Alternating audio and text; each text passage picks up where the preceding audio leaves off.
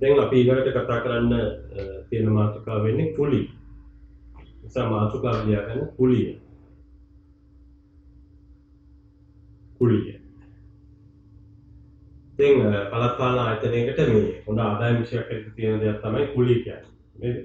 ඒක අපි සාමාන්‍යයෙන් අපිට කුලිය කිව්වම මතකෙට එන්නේ කඩබඩු දීම, නැත්නම් එහෙම නැත්නම් දේපල බදු දීම, දේපල කුලියට දීම වැනි අවස්ථා ඒ තුළ ඇති කරගන්න ගිවිසුම ප්‍රකාරව මේ අයවන මුදලක් හැටියට තමයි කුලිය අපිට සාමාන්‍ය වශයෙන් මතකයට එන්නේ නිරීක්ෂණය වෙන්නේ.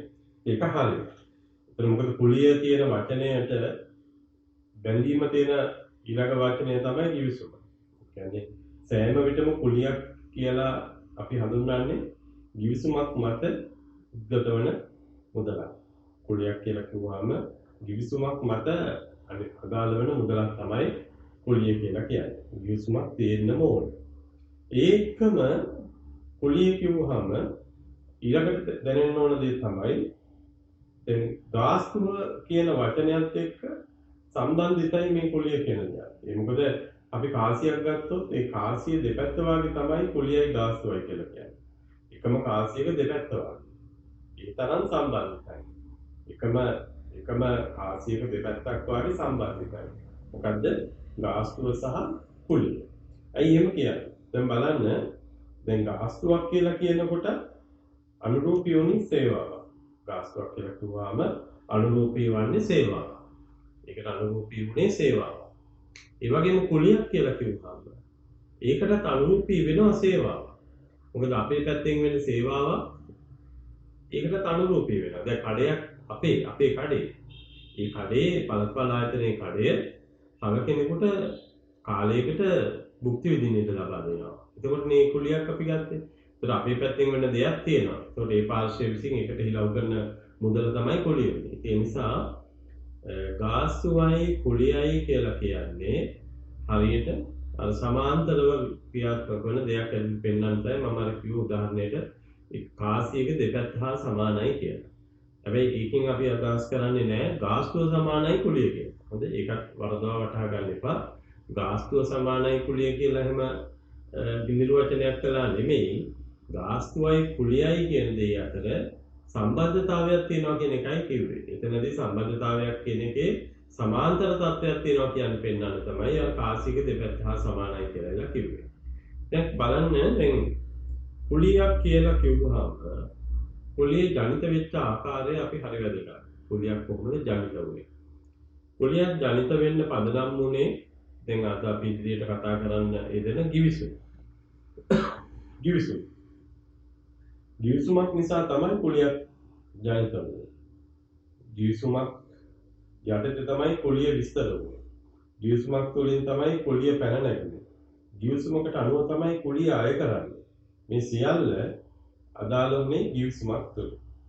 ගිවිසුමක් කියන්නේ මොකක්ද කියන එක අපි දැන් ගිවිසුම් ක්‍රියාවලිය වෙනම මේකේ දෙවන පියවර හැටියට අපි කතා කරන්නේ ගිවිසුම් ක්‍රියාවලිය. ඒතකොට ගිවිසුමක් කියන්නේ මොකක්ද කියන එක අපිට තේරුම් ගන්න පුළුවන්. ඒක ඇවිල්ලා ගිවිසුමක් කියන්නේ මොකක්ද කියන එක අපි පස්සේ කතාවට ලක් කරනවා. එතකොට ගිවිසුම පිළිබඳව කාරණා තේරුම් ගන්න පුළුවන්. දැන් කෙසේ වෙතත් දැන් අපි පැහැදිලිව තේරුම් ගන්න දෙයක් තමයි කුලිය ගොඩනැගෙන ගිවිසුමක් මත. හැබැයි ගිවිසුමක ඉන්නේ එක්තරා පාර්ශවයක්. ගිවිසුමේ ඉන්නේ එක්තරා පාර්ශවයක්. දැන් අපේ කඩකාමරය ඒ කියන පුජ්‍යලයට දුන්නා වසර 3ක කාලයක් සඳහා. ඒ කාලය වෙනුවෙන් ඒ සමග අපි ගිවිසුමකට ඇතුළත් වුණා. වසර 3ක කාලයක් අපේ කඩකාමරය ඒ පරිහරණය කරනවා. අපිත් එක්ක ඇතිවෙච්ච ගිවිසුම ප්‍රකාරව ඒ විසින් අපිට කුලී මුදල් ගෙවනවා. ඒක නේතන තිබ්බේ. ඒකට ගිවිසුම කියන දේ ඉලක්ක කරගෙන ඒ සහ අප අතර යම්කිසි ගනුදෙනුවක් මෙතන සිද්ධ වෙනවා. ඒ සහ අප අතර යම් ගනුදෙනුවක් සිද්ධ වෙනවා. ඒක තමයි මෙතන සිද්ධ වෙන්නේ. ඒ සහ අප අතර.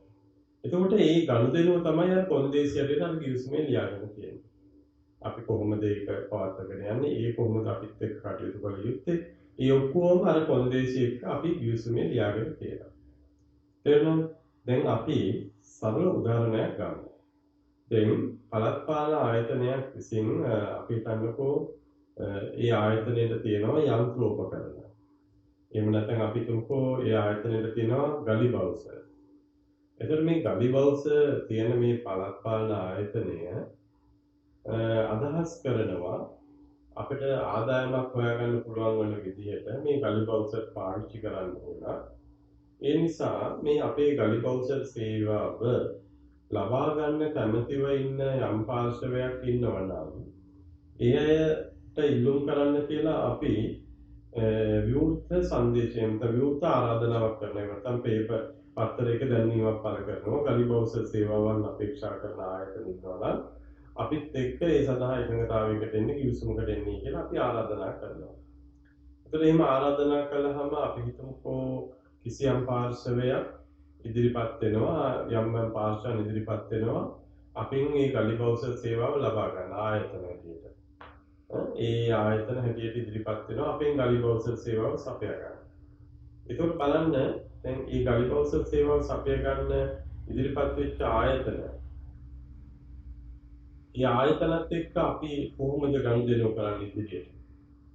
එසේ ඉදිරිපත් වෙච්ච ආයතනත් එක්ක අපි කොහොමද ගනුදෙනු කරන්නේ?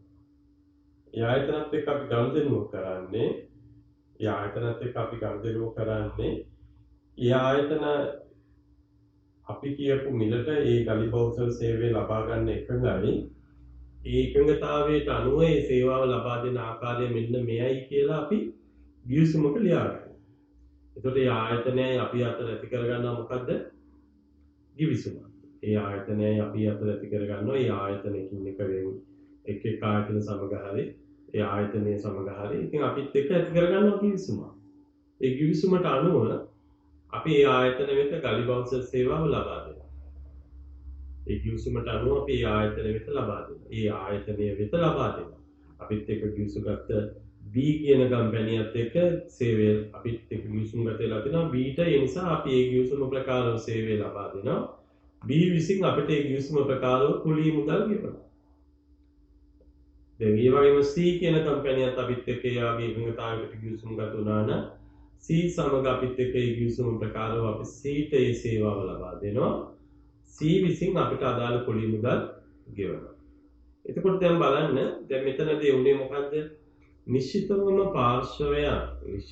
පාර්ශවයක් හෝ නිශ්චිත පාර්ශවයන් නිශ්චිත හැබැයි Aද Cද Dද කවුරු හරි ඉදිරිපත් වෙච්ච පාර්ශවයක්.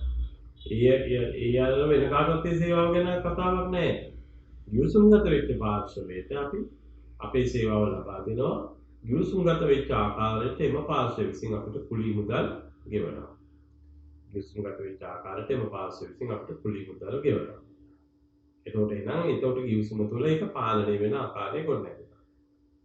දැන් බලන්න දැන් ඔය ආකාරයටම හිතුවොත් අපි එහෙම කිසිම ආයතනයක් එක්ක මේ විදිහට ගිවිස ගන්න බලාපොරොත්තුවක් නැහැ.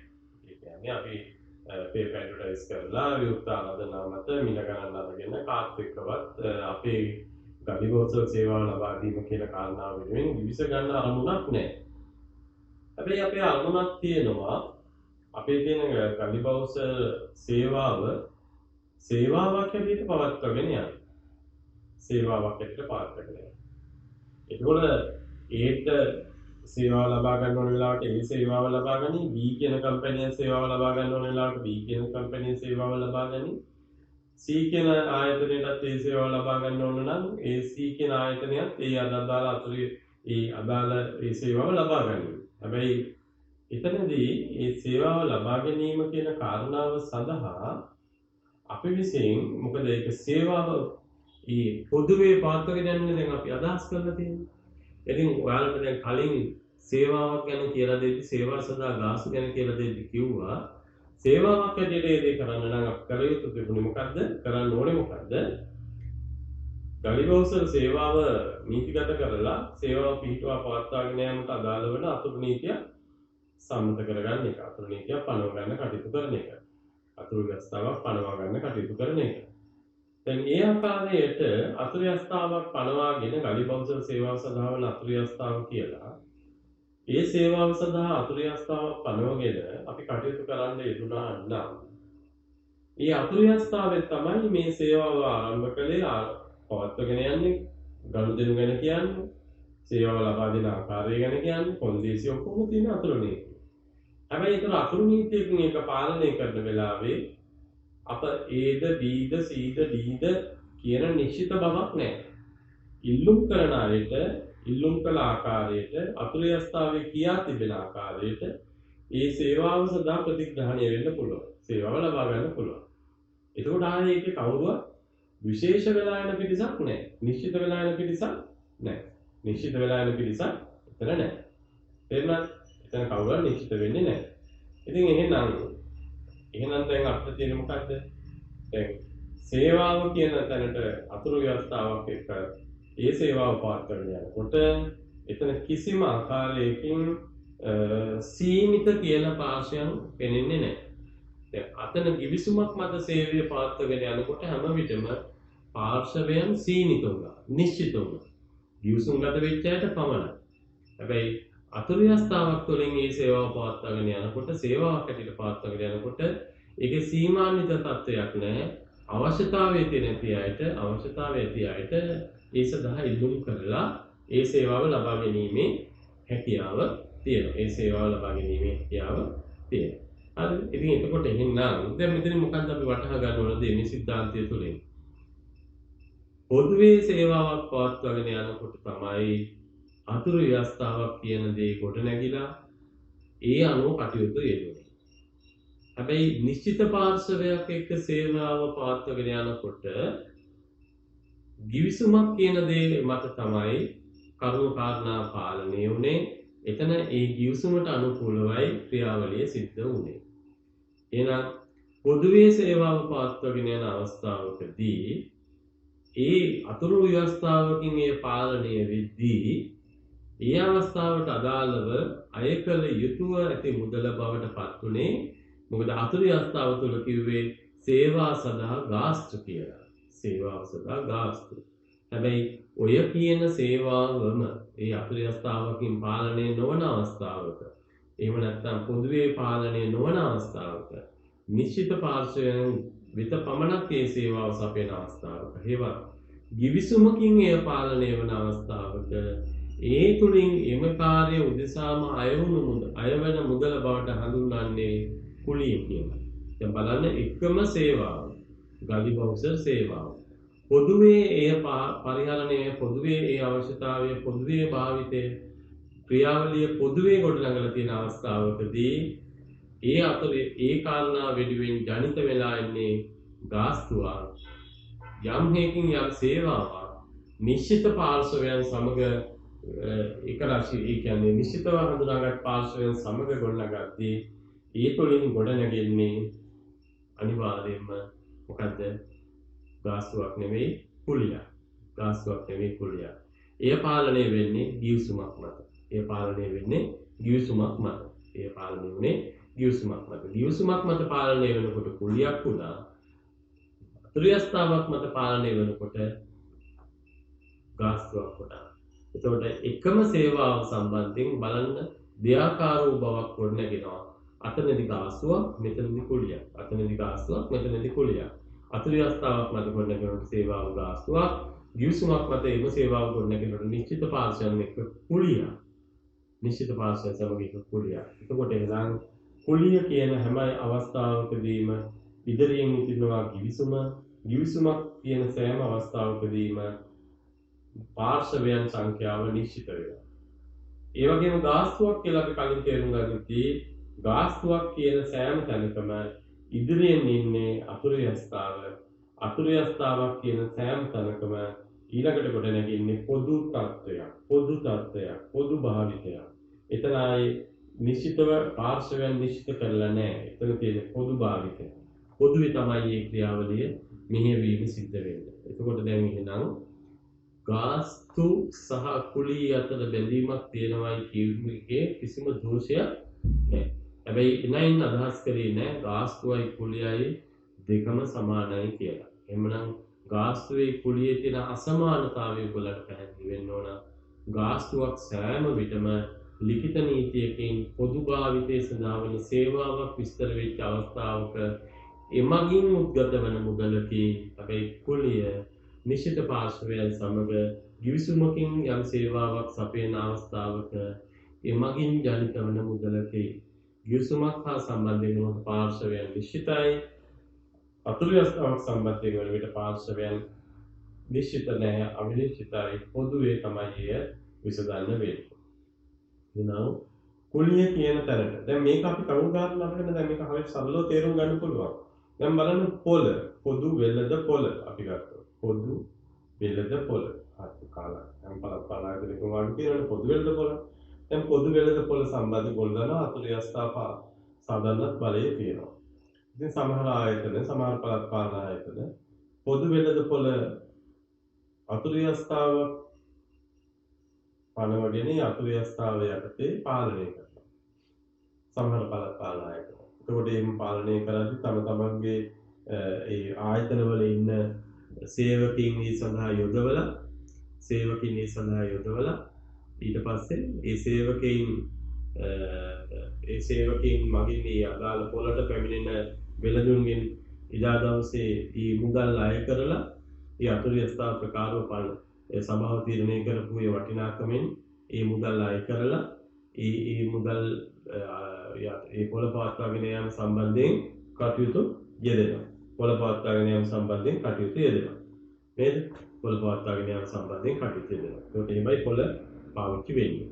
එතකොට දැන් බලන්න දැන් ওই පොළ අතුරු යස්ථාවක් එක්ක වැඩ කරද්දී පොළ ඒ අතුරු යස්ථාවක් සමග පොළ පාවිච්චි කරද්දී කොහොමද මේ පොළ පාවිච්චි කරුනේ? ඒ පොළට නීතිපතා හෝ ඒ අදාළ පොළ දවසට පැමිණෙන වෙළඳන්ගේ සභාව විසින් මේ කලෙක්ටර්ස්ලා දාලා ඒ කියන්නේ සභාවේ මුදල් එකතු කරන අය දාලා සභාව විසින් මේ අදාළ කුලී මුදල් මේ අදාළ මුදල් ඒ අදාළ අය කරන මුදල් අය කර ගන්නවා කාගෙන්ද? ඒ පොළට පැමිණෙන අයගෙන් ඒ පොළ පිළිබඳ අතුරු ව්‍යවස්ථාවේ සඳහන් වන ආකාරයට. එහෙමයි පොළේ මුදල් එකතු වෙන්නේ. දැන් හිතනවා මේ පොළේ මුදල් මේ ආකාරයට එකතු කර ඉන්නවට වැඩිය මේ පොළේ මුදල් මේ ආකාරයට එකතු කර ඉන්නවට වැඩිය හොඳයි අපිට පුළුවන් නම් පොළේ මුදල් එකවර ගන්න විදියට අපි එහෙම නැත්නම් මේ පොළ කාට හරි කරගෙන යන්න ඉඩ දීලා ඊට පස්සේ යාගින් අපි එකවර මුදල අරගමු. පොළ කරගෙන යන කාට හරි දෙමු ටෙන්ඩර් කරලා කියලා සභාව විසින් මොකද කරන්නේ? ඊළඟ අවුරුද්දේදී මේ පොළ ටෙන්ඩර් කරනවා. ටෙන්ඩර් කරලා කිසියම් පාර්ශවයක් අඳුනගෙන ඒ වූ නිශ්චිත පාර්ශවයට කියනවා ඔයා පොළ කරගෙන යන්න කියලා. අපි යත් එක්ක ගිවිසුමක් ඇති කරගන්නවා. පොළ වෙනුවෙන් ඒ ටෙන්ඩරේට අනුව ඔහුගෙන් ලැබිය යුතු මුදල් අපි එකවර ලබා ගන්නවා. එකවර ලබා ගන්නවා. දැන් හිතලා බලන්න මෙතනදී දැන් අපි අතුරු ව්‍යවස්ථාවකට අනුකූලව පොළ පවත්වාගෙන ගියා නම් අතුරු ව්‍යවස්ථාවකට අනුකූලව පොළ පවත්වාගෙන ගියා නම් ඒ අතුරු ව්‍යවස්ථාවට අනුකූලව පොළ පවත්වාගෙන යද්දී ඒ පොළෙන් අපි අර අපේ කලෙක්ටර්ස්ලා දාලා එකතු කළ මුදල් වලට කියන්නේ මොකක් කියලාද? එතනදී කියනවා පොළ ගාස්තු කියලා. එතනදී කියනවා පොළ ගාස්තු. මේ පොළ ගාස්තු අය කරනවා කියලා. පොළ ගාස්තු කියලා කියන්නේ. පොළ ගාස්තු අය කරනවා. අතුරු යස්ථාට අනුව පොළ ගාස්තු අය කරනවා. දැන් බලන්නකෝ අපි අර ඔය කියපු පොළම ඊළඟ අවුරුද්දේදී ටෙන්ඩර් කරලා කාට හරි කිසියම් අඳුනාගත්ත නිසි වටිනාකම ඇති ටෙන්ඩර් ඉදිරිපත් කරපු පාර්ශවයට අපේ වාසිදායක පාර්ශවයට තෝරගෙන එයාට මේ පොළ පවත්වාගෙන යන විදිහට එයාත් එක්ක අපි එකවර මුදලක් අරගෙන එහෙම නැත්නම් එකවර නැත්නම් මාසික වර්ගන විදිහට ගිවිසුම්ගත වෙලා මුදල් අය කරගන්නවා. එතකොට ඒ පුජ්‍යලයාගෙන් අපි ගිවිසුම්ගත වෙච්ච පාර්ශවයෙන් තමයි අපි මුදල් අය කරගන්නේ. නැතුව අපි අර පොළටනේ වෙලෙන්දන්ගෙන් නෙමෙයි අපි මුදල් අය කරගත්තේ. ගිවිසුම්ගත වෙච්ච පුජ්‍යලයන් අය කරගත්තේ. එතකොට මේ පොළ වෙනුවෙන් මේ ගිවිසුම්ගත වෙච්ච පුජ්‍යලයාගෙන් අපි මුදල් අය කරගන්නකොට අපි මේ මුදල් වලට කිය මොකක් කියලා? ගිවිසුම මත පොළට අදාළ වෙන කුලී මුදල්. අපි යාගෙන් පොළ ගාස්තු අය කළයි කියලා කිව්වේ නෑ. ඒ මොකද ගිවිසුමක් මත ජනිත වෙච්ච ඒ දෙය පොළ සඳහා වෙන කුලිය ඒක ගිවිසුමක් මත වෙච්ච දෙයක්. අතන පොළ ගාස්තු වුණා අතුරු ව්‍යවස්ථාවක් මත ඒ සිද්ධ කරද්දී. එතකොට එනම් පොළ එකම පොළ අතුරු ව්‍යවස්ථාවකින් පාලනය වෙද්දී ඒ ආකාරයට ක්‍රියාත්මක වුණා. පොළ ගිවිසුමක් මත පාලනය වෙද්දී මේ ආකාරයට ක්‍රියාත්මක වුණා. පොළ අතුරු ව්‍යවස්ථාවක් යටතේ පාලනය වෙද්දී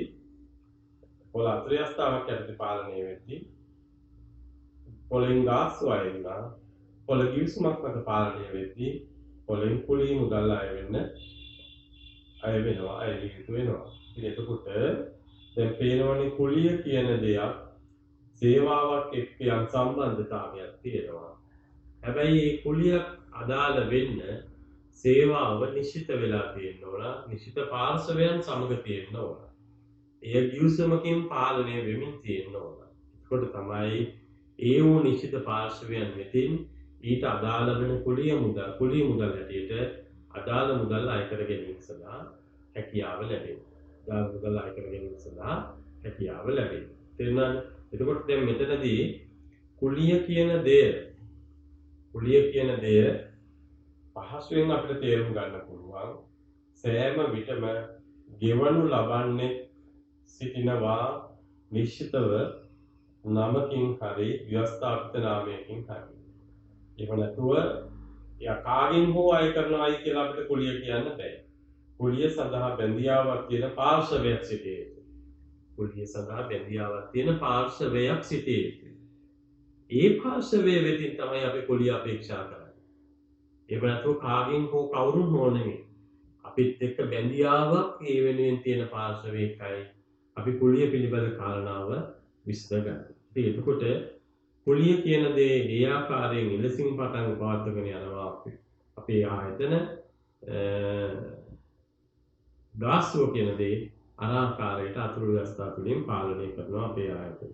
එතකොට මේ ආකාරයට කටයුතු කරද්දී පළත්පාලන ආයතනෙක එහෙනම් කුලිය කියන වචනයට අදාළ වන තීරණාත්මක සාධකය බවට පත් වෙන්නේ ඒ වෙනුවෙන් ඇති කරගන්නා වූ ගිවිසුම. තමයි කුලිය කියන සාධකයට අදාළ වන තීරණාත්මක සාධකය බවට පත් වෙන්නේ. එතකොට ඒක නිසා ඒ සඳහා සාර්ථක ගිවිසුම් ක්‍රියාවලියක් අත්‍යවශ්‍යයි. දැන් මේ සෑම දෙයකටම කුලිය කියන දේ කුලිය අය කර ගැනීම සම්බන්ධයෙන් වේවා කුලිය හා සම්බන්ධ සියලු ක්‍රියාවලිය පාලනය කරන සාධකය බවට ගිවිසුම පත්වන නිසා කුලිය අය කර ගැනීමේලා ක්‍රියාත්මක වීම පිණිස ඉතාමත්ම වැදගත් ගිවිසුම් සාර්ථකව ගිවිසුම් පවත්වාගෙන යාම. තේරුණාද? එතකොට එතන ගිවිසුම් පවත්වාගෙන යාම විතරක් නෙමෙයි කුලියක් සඳහා නිශ්චිත පාර්ශවයක් හඳුනා ගැනීම ඉතාමත් වැදගත් දෙයක්. ඒ දෙයක් අපි වටහා ගන්න ඕන. මොකද කුලිය ගෙවිය යුත්තේ කවුද? ඒවත් අපි ගිවිසුම් ගත විය යුත්තේ කවුද? එයා අහඹු ලෙස තෝරා ගන්න අපිට ඉඩක් දීලා නැහැ. සෑම විටම අපේ නීතිවල කියලා තියෙනවා ගිවිසුම් ගත වෙන්න කලින් විය යුතු දේ කුමක්ද කියලා. ඒකට ඒ ක්‍රමවේදය තුලකින් තමයි ඒ පුජ්‍යලයා අඳුන ගන්න ඕනේ. අඳුනා ගන්නා වූ ඒ පුජ්‍යලයා සමග තමයි ගිවිසුම් ගත වෙන්න ඕනේ. එහෙම ගිවිසුම් ගත වීමක් වුණාට පස්සේ තමයි කුලිය එමයකින් අය කිරීමේ හැකියාව ලැබෙන්නේ. තේරුණාද? එහෙනම් කුලිය නිශ්චිතව අය වෙන්න නම් ඒ සඳහා වෙන නිශ්චිත ගිවිසුම් අපිත් එක්ක තියෙන්න ඕන. ඒ නිසා තමයි අපි මේ පාඩමේම අවසානයේට අපේ ගිවිසුම් හා සම්බන්ධයෙන් ක්‍රියාවලිය සාකච්ඡා කරන්න තව පොඩි වෙලාවකින් අපි වෙලාව හදාගන්නේ. මොකද ගිවිසුම් ගැන නොකිය කුලිය ගැන කතා කරලා ඉති වැඩක් නැහැ. තේරුණාද? කුලිය ගැන කතා කරලා වැඩක් නැහැ. එතකොට එහෙනම් දැන් ඔයාලට වටහා ගන්න පුළුවන් වෙන්නේ නැති අපේ කරපු විස්තර කිරීමත් එක්ක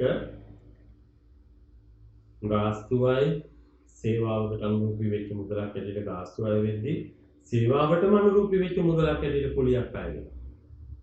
මෙතන සේවාවක් තියෙනවා. මෙතන සේවාවක් තියෙනවා. හැබැයි දෙකේ වෙනසක් තියෙනවා. මෙතන සේවාව ගාස්තුවට අදාළ සේවාව පොදුවේ. කුලියට අදාළ සේවාව නිශ්චිතයි. කවුද යා කියන්න පුළුවන්. මෙතන ගාස්තුව සම්බන්ධයෙන් කවුරුන් හෝ කියනවා මිසක් කවුද කියලා කියන්න බෑ. ඊද පීද සීද දීද අවශ්‍යතාවය ඇති ඉදිරිපත් වෙන විට මෙන්න සේවාව සමානයි ගාස්තුව. මෙයා එහෙම නෙමෙයි කුලිය. මෙයා සමගයි ගිවිසුම. එයත් එක්කයි ඇති කරගන්නේ. එයත් එක්ක ඇති කරගන්න ගිවිසුම තුළ එයයි කුලිය ගෙවිය යුත්තේ. එහෙනම් වෙන අයකින් අපිට කුලිය අපේක්ෂා කරන්න දැන් පිවිසුම්ගත පාර්ශවයේදී තමයි කුලිය ආදේශ වෙලා එන්නේ. හරි? කුලිය ආදේශ වෙලා එන්නේ. ඒකට ඒ කුලිය එලෙසින් ආදේශ වෙලා එනවා නම් පිවිසුම තමයි කුලිය පිළිබඳ තීරණාත්මක සාධකය වෙන්නේ.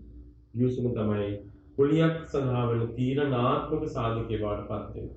ඉතින් මේ තීරණාත්මක සාධකය හරියාකාරව විසඳාගෙන නැත්නම් අපිට කිසිසේත්ම සාර්ථක කුලිය අයකර ගැනීමක් වෙනුවෙන් කටයුතු කළාය කියන තැනට යන්න බැරුව යනවා. සාර්ථකව කුලිය අය කළාය කියලා අපිට කටයුතු කළාය කියලා අපිට ඒ තැනට යන්න බැරුව යනවා. තේරුණාද?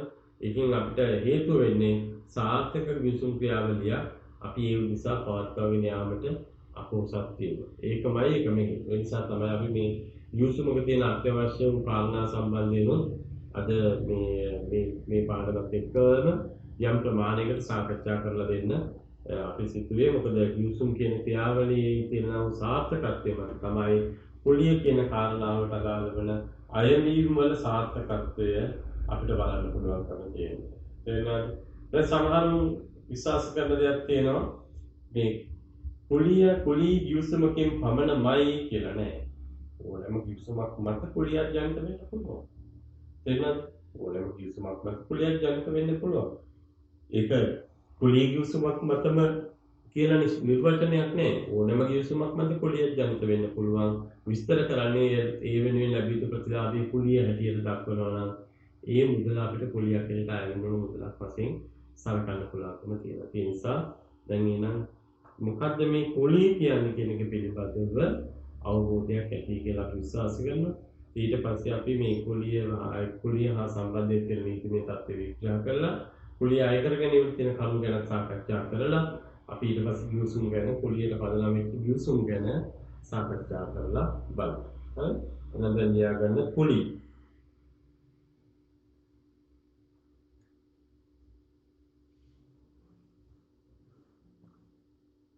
පළාත් පාලන ආයතනයකට අදාළ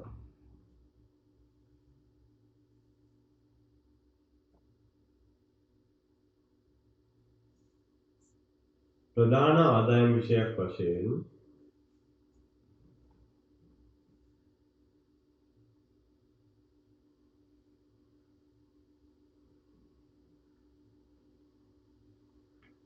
කුලිය සඳහන් කළ හැකියි. පළාත් පාලන ආයතනයකට අදාළ ප්‍රධාන ආදායම් විෂයක් වශයෙන් කුලිය සඳහන් කළ හැකියි.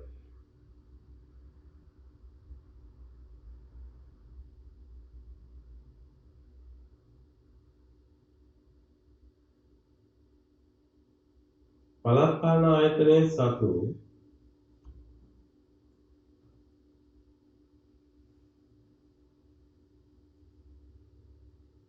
දීපලා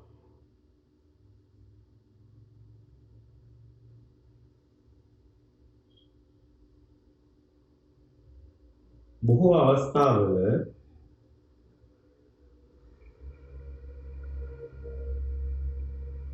කුලිය සඳහා අදාළ වේ.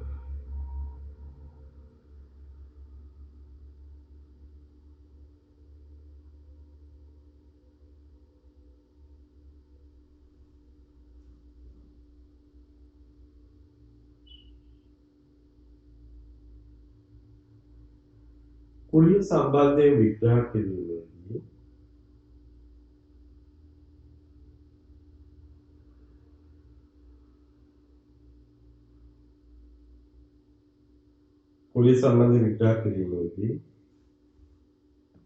පැහැදිලිව පෙනී යන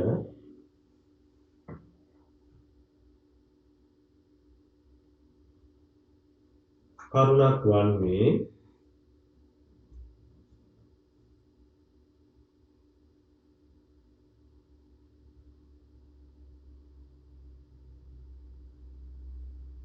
එය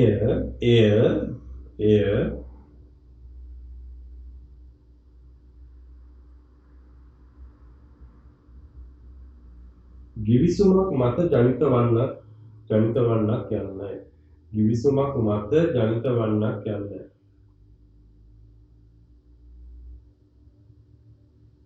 කියන්න පුළුවන් කියන්නයි.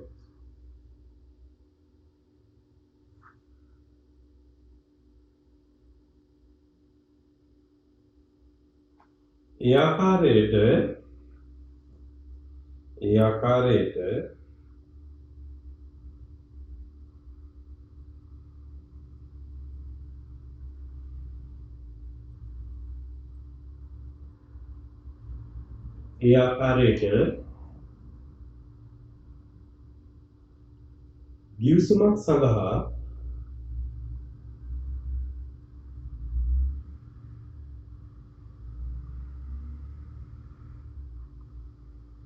හඳුනා ගන්නා ලද පාර්ශවයක් ගිවිසුමක් සඳහා හඳුනා ගන්නා ලද පාර්ශවයක්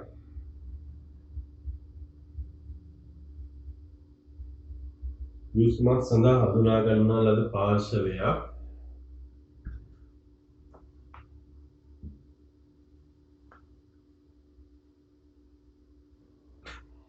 හඳුනා ගන්නා ලද පාර්ශවයක්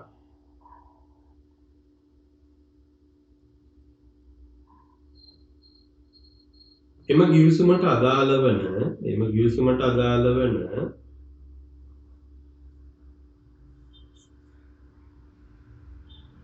සේවාව ලබා ගැනීමේදී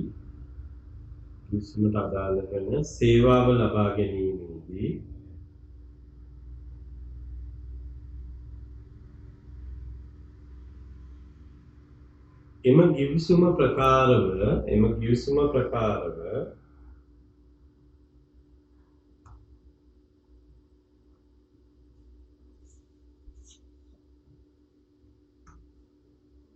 පළාත් පාලන ආයතනයට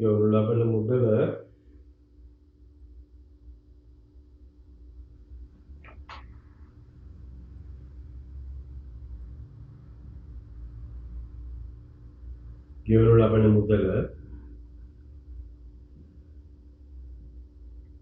කුලිය වශයෙන් හැඳින්වේ.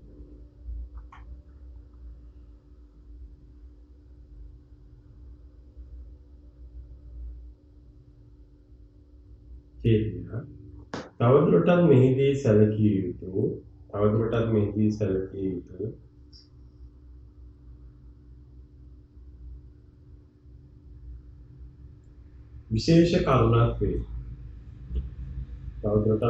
සැලකිය යුතු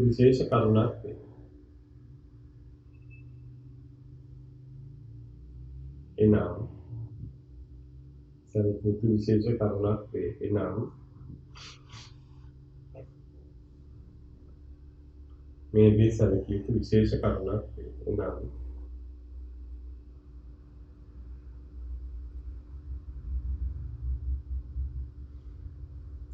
එනම්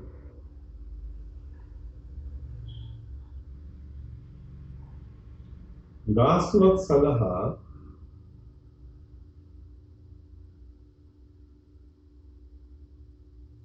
හේතු වුණු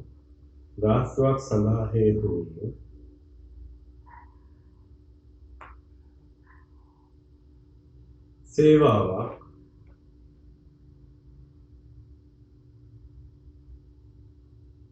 මෙයට සාපේක්ෂ කර සැලකීමේදී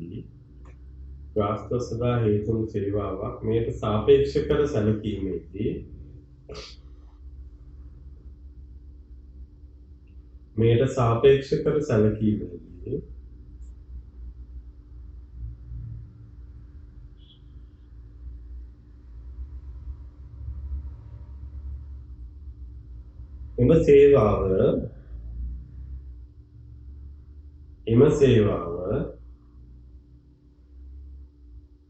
අතුරු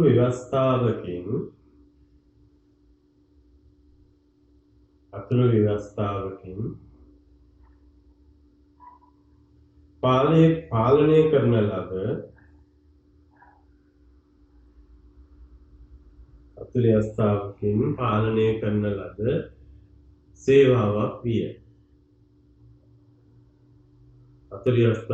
පාලනය කරන ලද සේවාවක් විය.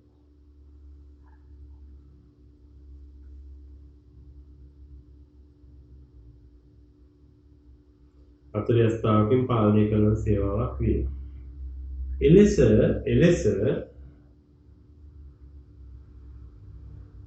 අතුරු ව්‍යවස්ථාවකින්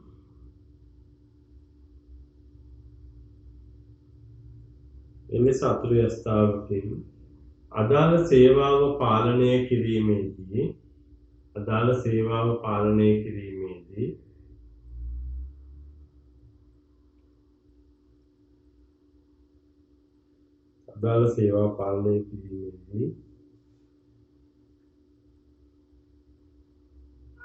ඒ සඳහා පොදුවේ එම සේවාවට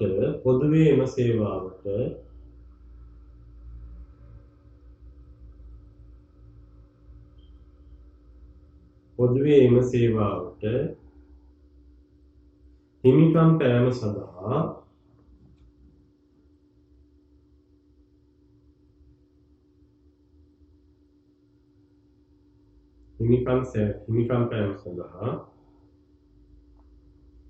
අවශ්‍යතාවය ඇති සියලු දෙනාට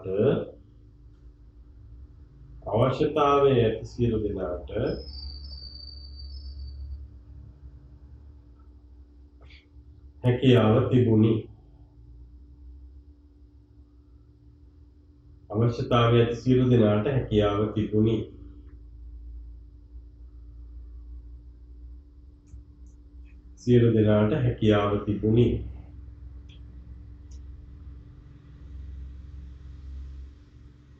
ඒ අනුව අතුරු ව්‍යවස්ථාවක්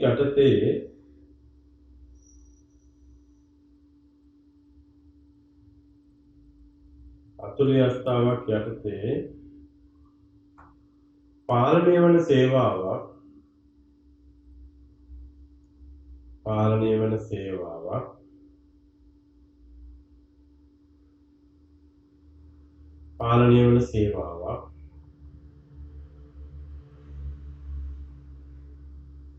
පොදුවේ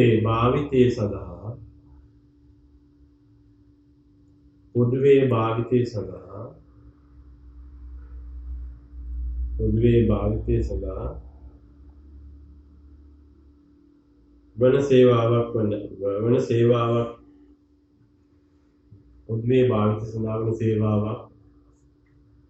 වන අතර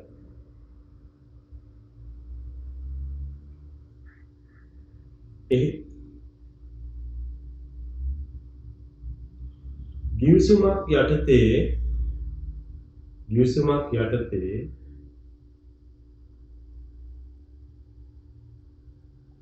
ගිවිසුමක් යටතේ අදාළ සේවාව පවත්වාගෙන යනු ලබන විටක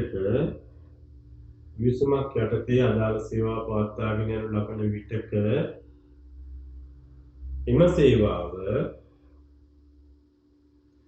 නිශ්චිත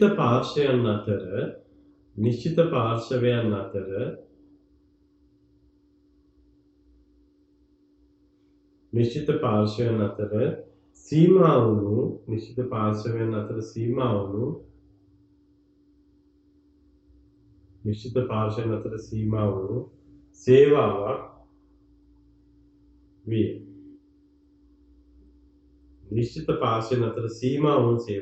විය. ඒ ආකාරයට සැලකූ විට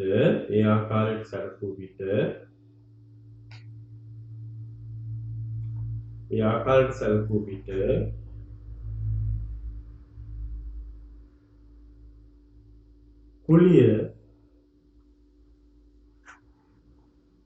හා ගාස්තුව යන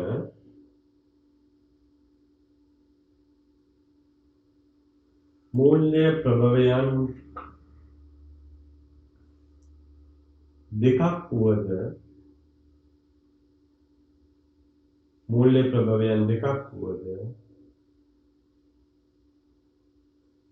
එකී ප්‍රභවයන් දෙකටම අදාළව සේවාවක් අනුරූපී වී ඇත. එසේ වුවද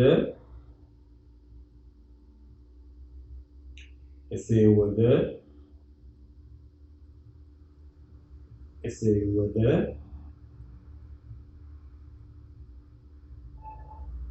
ගාස්තුවක් සඳහා සේවාව වන විට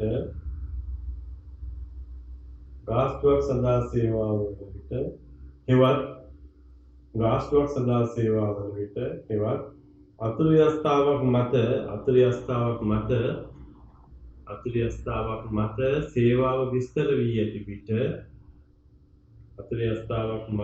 සේවාව විස්තර වී ඇති විට ඒ සඳහා වන ගාස්තු අයවීම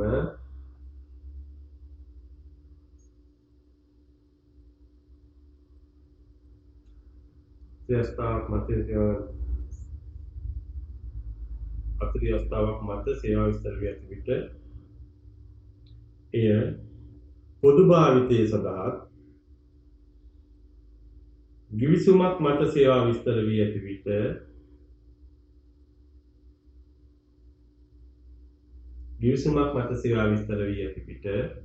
එය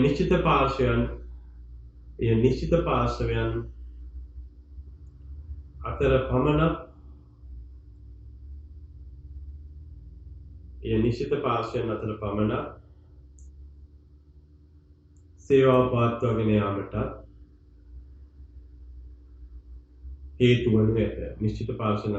පවත්වාගෙන යාමට හේතු වනු ඇත. එලෙසින්ම දක්කල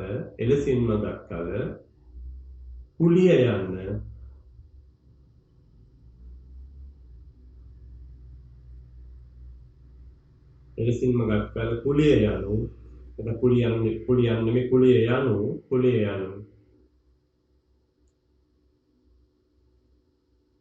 නිශ්චිත පාර්ශවයකට හෝ පාර්ශවයන්ට මේක අන්ලයින් කරන්න. එසේනම් කුලිය යනු නිශ්චිත පාර්ශවයකට හෝ පාර්ශවයන්ට ගිවිසුමක් මත සපයන ලද සේවාවන්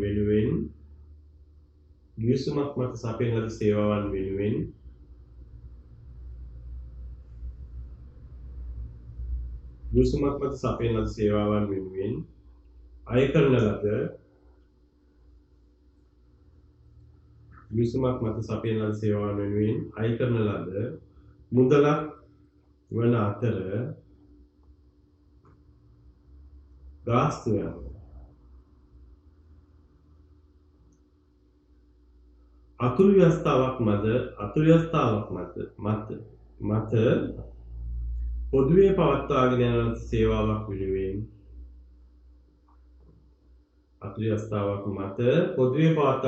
සේවාවක් වෙනුවෙන් අය කරනු ලබන මුදලක් වනු ඇත. ඔයිට අන්නලයි කරන්න. හරි. දැන් එහෙනම් කුලිය කියන්නේ නිශ්චිත පාර්ශවයක් වෙතින් හෝ පාර්ශවයන් වෙතින් ඊට අදාළව ඇති කර ගන්නට එදී ඇති කිවිසුමක් ප්‍රකාරව සපයන සේවාවක් වෙනුවෙන් අය කරන මුදල. හරිද? දැන් ඒකයි දෝෂයක් නැහැ කිසිම. කුලියක් යනු නිශ්චිත පාර්ශවයක් හෝ පාර්ශවයන් වෙත කිවිසුමක් මත සපයන ලද සේවාවන් වෙනුවෙන් අය කරන මුදල.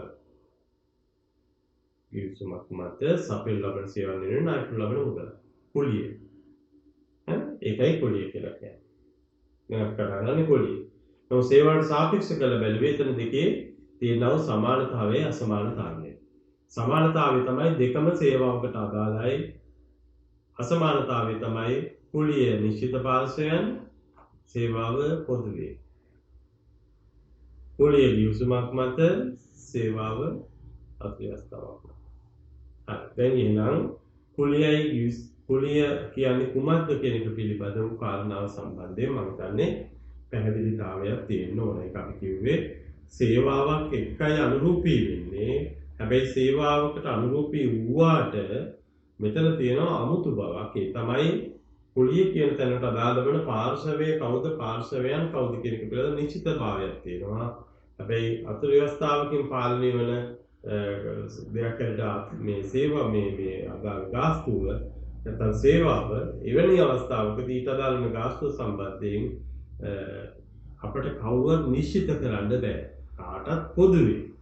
කාටත් පොදුවේ. හැබැයි එතනදී පොදුවේ වුවද භාවිතය තුළ ප්‍රමුඛත්වය ලැබෙන විදිහ අතුරු අවස්ථාව තුළ කියලා තියෙන. ඉතින් මේ විදිහට ප්‍රමුඛත්වය ලැබෙයි. නමුත් පොදුවේ තමයි මේ දේ විසඳෙන්නේ. ඒක පොදුවේ විසඳෙන දෙයක්. ඒ නිසා මේ කාරණා අපි බොහොම සියුම්ව සැලකිලි ගන්න ඕන. එතකොට එනවා ගාස්තු සහ කුලී කියන දේ තුළ තියෙනා වූ අන්තර්ගතය තුළ තියෙනා වූ සමානතාවයයි ක්‍රියාත්මක තත්ත්වය තුළ තියෙනා වූ අසමානතාවයයි අපි පැහැදිලිව තේරුම් ගත්තා වෙනවා. හරි? ඉතින් එතකොට දැන් ඊළඟට අපි යොමුව හදාගන්න හදන්නේ මම ටිකෙන් ටික යූසුම් සම්බන්ධයෙන් උතුවලට කියලා දෙන්න. දැන් කුලිය කියන දේ අයවීම කියන දේ අපි කතා කරනවා. ඒක දැන් ලියාගන්න කුලිය අයවීම. කුලිය අයවීම. දැන් කුලිය අඳුනගත්තා වගේම කුලිය අයවීම පිළිබඳව කතා කරන්න එපා. මොකද කුලිය අයවීම කියන එකෙන් අදහස් කරන්නේ කියන එකක් බලමු. කුලිය අයවීම. දැන් ඔයාලා දන්නවා දැන් කුලිය කියන දේ අදාළ උනේ ගිවිසුමක් ආශ්‍රයෙන් නම් කුලිය අය වෙන්න ඕනෙත් ඒ ගිවිසුමට අනුකූලව. නේද? නැත්නම් ඒ සමස්තය පාලනය වෙන්නේ ගිවිසුමෙන්. ඒ කරුණ අරබය අදාළ වෙන ලිඛිත නීතිය වෙන්නේ ගිවිසුම. එතන. ඒතර ගිවිසුම අපි දන්නවා ගිවිසුම් ගැන වෙන තව කතා කරනවා තව ටික වෙලාවකට වෙනම පළාත් පාලන ආයතනයක් අදාළව ලිඛිත ගිවිසුම් තමයි ක්‍රියාත්මක වෙන්නේ. ගිවිසුම් ගත වෙන්න ඕනේ කොහොමද? පූර්ව මොනවද වෙන්න ඕනේ? ගිවිසුමේ අන්තර්ගතය තුළ සැලකිලිමත් වෙන කරුණු ටිකක් වෙනම කතා කරනවා ඒකෙන්. නමුත් දැන් අපි මේ වෙනකොට දාන්න දේ තමයි ගිවිසුමක් කියලා කියන්නේ කිසියම් කරුණක් සම්බන්ධයෙන් ඇති කරගත්ත එකඟතාවය. ඉතින් එතකොට දැන් එකඟතාවය තුළ අපි යම් කිසි දෙයක් ඒ දෙවන පාර්ශ්වයට බැහැර කරලා තියෙන මෙතන. අපේ දෙයක් අපේ කාර්යකාමරයක් වෙන්න පුළුවන්, අපේ ඊටමක් වෙන්න පුළුවන්, අපේ වෙනස් යන්ත්‍රෝපකරණයක් වෙන්න පුළුවන්. එයාගේ පහසුව සඳහා අපි බැහැර කරලා තියෙනවා. එයාගේ පහසුව සඳහා අපි බැහැර කරලා තියෙනවා. ඒතකොට එසේ බැහැර කරලා තියෙන්නේ ඒතකොට එයා මේ පහසුව සඳහා බැහැර කරලා තියෙන දේ භුක්ති විඳීම වෙනුවෙන් තමයි මෙතනදී මේ කුලිය කියන දේ ගැන අදාළ වීමක් වෙන්නේ. කුලිය අදාළ වෙන්නේ. එතකොට එයා අපි බැහැර කරලා තියෙනවා ඔහු වෙනුවෙන්. අපි කල්බවුසරේ ඔහු වෙනුවෙන් බැහැර කරලා තියෙනවා. අපේ වෙනත් යන්ත්‍රෝපකරණයක් ඔහු වෙනුවෙන් බැහැර කරලා අපේ කඩකාමරයක් ඔහු වෙනුවෙන් බැහැර කරලා තියෙනවා. ඒ බැහැර කිරීමෙන් පස්සේ කොහොමද ඔහු අපිත් එක්ක ගනුදෙනු කරන්නේ කියන එක තමයි මෙතනදී සාකච්ඡාවට ලක් වෙන්නේ. හරි? එතකොට ඔබ දන්නවා කුලිය හිඟ වෙන්න කරුණු යෙදෙනවා නම් ඒ යෙදෙන්නේ ඒ කුලිය හා සම්බන්ධයෙන් ඇති කරගෙන තියෙන ලිඛිත එකඟතාවයේ තියෙනා වූ යම් යම් දුර්වලතා හේතු කොටගෙන. ලිඛිත එකඟතාවය තමයි ගිවිසුම කියලා කියන්නේ. එහි තියෙන යම් යම් දෝෂ හේතු කොටගෙන තමයි ඒ පිළිබඳව යම් ගැටලුවක් පැන නගිනවා නම් පැන නගින්නේ. එතන ඉතින් එහෙම නැත්නම් කුලිය කියන දේ නිසියාකාරව අදාළ පාර්ශ්වය වෙතේ අපට අදාළ ගිවිසුම ප්‍රකාරව අයවිය යුතු වෙනවා. ඒක සාමාන්‍ය දෙයක්. මේ ගිවිසුමේ පිළි අර ගන්නවා නම් එයා සෑම මාසයකම 10 වෙනි දින වලට පෙර අදාළ වෙන කුලිය මුදල් ගෙවනවායි කියලා. ඒතර ගිවිසුමේ පිළිගත් ප්‍රකාශක කොන්දේසියක්. ඒතර මේ කොන්දේසිය ඔහු අනිවාර්යයෙන් මේ ගිවිසුම්ගත පාර්ශවයේ හැටියට ඉෂ්ට කරනවා. ඒක අත්‍යවශ්‍යයි. ඒක අත්‍යවශ්‍යයි. නැත්නම් මොකද අප විසින් ගිවිසුම පවත්වාගෙන යාමේ පිළිවෙල කාරණාවට දාලා තීරණයක් ගන්නවා. නැත්නම් මොකද ඔහු අපේ ගිවිසුමේ පාර්ශවයක් වෙලා අපේ ගිවිසුම හිතුව මතය උල්ලංඝනය කරමින් ඌට පවත්වාගෙන යන්න දෙන්න බෑ. ඒ නිසා ගිවිසුමේ ක්‍රියාවලිය පාලනය කරන කාරණා එක්ක තමයි කුලිය කියන දේ අපට ප්‍රශස්ත වශයෙන් ආය කරගත හැකිද නැද්ද යන විසඳෙන්නේ. මේ සමහර අවස්ථා තුල අපි දකිනවා විවිධ අය විසින් දැනුවත් කිරීමුත් එක්ක කුලිය කියන දේ බොහෝ ආයතන වල හිඟ වෙලා තියෙනවා. දැන් කුලිය කියන දේ බොහෝ ආයතන වල හිඟයි. හිඟ කුලිය මුදල් ගැන තමයි අපි කතා කරන්නේ. ආය වෙච්ච කුලිය මුදලට වැඩිය හිඟ කුලිය ගැන තමයි අපි සාමාන්‍යයෙන් කතා කරන්නේ. ඇයි එහෙම උනේ? දැන් හිඟ කුලිය කියන දේ එහෙම ජනිත උනේ ඇයි? හිඟ කුලිය කියන දේ ජනිත වෙන්න බලපාන ප්‍රධානම කාරණය තමයි අදාළ ගිවිසුම තුළ අපි ඒ කටයුත්ත පාලනය කරන්න අසමත් වෙනවා. ඒක නැත්තම් හිඟ කුලිය කියලා දෙයක් දීර්ඝ කාලයෙන්ම ගොඩනැගිලා තියෙන විදියක්. මොකද සාර්ථකව අපි ගිවිසුමක් අත්ලක් කරගත්තා නම් සාර්ථකව එම පාර්ශ්වයේ ගිවිසුමට අතුලත් කරගත්තා නම් අනිවාර්යයෙන්ම ඒ කුලිය කියන දේ ඒ ගිවිසුම ප්‍රකාරව අයවිය යුතුව තියෙනවා. ඒ නිසා කුලිය කියන දේ අයවීම කියන කාරණාව ඉදුරාම ගිවිසුමෙන් පාලනය වන දෙයක්. එහෙනම් ඒ සඳහා සාර්ථක කොන්දේසි අදාළ ගිවිසුම තුළ අපි අන්තර්ගතයට අරන් තියෙනවා. ඒක තමයි එකම විසඳුම. ඊට අදාළ වෙන සාර්ථක කොන්දේසි අපි ගිවිසුමට අරන් තියෙනවා. එහෙම තියනවා වගේම කොන්දේසි ලියාගත්තට පස්සේ ඒ කොන්දේසි තමයි ඒ කාරණාව පාලනය කරන ආසන්නතම නීතිය කියන පදනම තුළ ඉඳලා අපි මේ දේපල ඒ පාර්ශවය ඒ කොන්දේසි ප්‍රකාරව පාලනය කරනවා. එහෙම පාලනය කරන්නේ නැත්නම් ගිවිසුම තුළ අප ඔහුට ඇති කරනවා ඔහුගේ උල්ලංඝනයන් එක්ක පැවැත්ම පවත්වාගෙන යන්න පුළුවන් කියන අදහස. ඒ කියන්නේ නියමානුකූලව කුලී නොගෙවමින් වුවද ඔහුට පවතින්න පුළුවන් කියන තැනට ඔහු පත් කරනවා. ඔහුට එහෙම හිතන්න පුළුවන් තැනට අපි පත් කරනවා. ඒකට එහෙම හිතන්න පුළුවන් තත්යකට පත් කරන්න තරම් අපේ නීතිය තුළ කරුණු නැහැ. එහෙම විය යුතු නැහැ. එහෙම වීමේ කිසිම අවශ්‍යතාවයක් නැහැ. ඒ නිසා අපි කුලිය අය කර ගැනීම කියන කාරණාව ගිවිසුමේ කොන්දේසි ප්‍රකාරව සලකනවා. ඊට වැඩියෙන් අය කරගන්නත් බැහැ, ඊට අඩුවෙන් අය කරගන්නත් බැහැ, ඊට වෙනස්ව අය කරගන්නත් බැහැ. කොන්දේසි තුල පිළිඅරන් තියෙන්නේ කවර ආකාරයකටද? ඊ ආකාරයට අපි කටයුතු කරලා තමයි අප පාර්ශ්වයෙන් අය යුතු කුලී මුදල් ඒ අදාළ පාර්ශවය වෙතින් පියවා ගන්න කටයුතු කරන්නේ. ඉතින් ඉතින් කටයුතු කරමින් තිබියදී මොනියම් හේතුවක් නිසා කුලිය මුදල් නිසියාකාරව නොගෙන තත්යකට කරුණු යෙදුනොත් ඒ අනුව ගන්න ඕන පියවරත් අපි තීරණය කරන්න ඕනේ ගිවිසුම ප්‍රකාරය. දැන් ඒක වෙනස් ආකාරයකින් තීරණය කරන්න හරියන්නේ නැහැ. ඒ දේත් අපි තීරණය කරන්න ඕනේ ගිවිසුම ප්‍රකාරය. දැන් කුමක් කළ යුතුද? අපි මේ කුලිය මුදල් අය කර ගැනීම කියන තැනට යන්න එකවරම අපි ගිවිසුම ටර්මිනේට් කරගෙන කුලිය ඉල්ලලා එහෙම නැත්නම් අපි එහෙම යනව නෙමෙයි. අපි මේ ගිවිසුම තුලින් විසඳ ගන්න ඕන කොහොමද මේ හිඟ කුලිය අය කරගන්නේ කියලා. තේරුණාද? හැබැයි ඒ සෑම දෙයක්ම ගිවිසුමට ආසන්නයෙන් තමයි ගිවිසුම ආශ්‍රය කරගෙන තමයි අපි උපය ගන්න ඕනේ. අදාළ කර ගන්න ඕනේ. ගිවිසුම කියන්නේ තමයි සදාවන තීරණාත්මක සාධකය. තේරුණාද? එහෙනම් හිඟ කුලියක් හට ගන්නකොට ඒ කුලිය හා සම්බන්ධයෙන් පැවැත්මක් නොමැති බව ඉදිරියට යන්න බැරි බව අඟවමින් ඒවත් ඔහු ඒකට ප්‍රතිචාරාත්මක නොවේ නම් අපිට ඒ මුදල් අය කර ගැනීම සම්බන්ධයෙන් ඔහු ප්‍රතිචාරාත්මක නොවේ නම් ඊට පස්සේ ඔහු ගන්න තියෙන ක්‍රියාමාර්ග තුල අපි ගිහිල්ලා යන ගමන් ඒ කියන්නේ ඒ අදාළ පාර්ශවයේ දෙලෙව අපි අදාළ ගිවිසුම තුළ යන ගමන් ඒ අදාළ පාර්ශවයේ ගිවිසුමේ කොන්දේසි තුළට බන්ධනය කරගන්න අපි දක්ෂ වෙන්න ඕන. ඒක කර ගැනීම සඳහා දීර්ඝකාලීනව බල බලා ඉන්න බෑ. ඒ දීර්ඝකාලීනව බල බලා හිටියොත් කුලියේ අගේ සම්පූර්ණයෙන්ම වැඩි වෙනවා. හිඟ කුලිය අගේ වැඩි වෙනවා. ඒතර ගොඩක් ආයතන දැන් තියෙන දෙයක් තමයි හිඟ කුලිය කියන දේ.